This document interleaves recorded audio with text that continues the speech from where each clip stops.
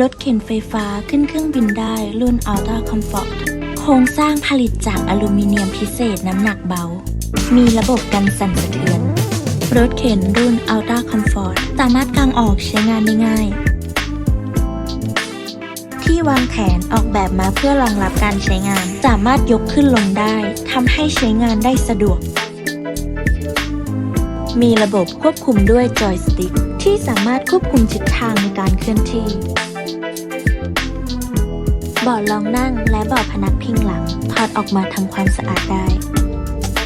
มีตะกร้าและมีช่องเก็บเอกสารในตัวรถเข็น รถเข็นไฟฟ้ารุ่น Ultra Comfort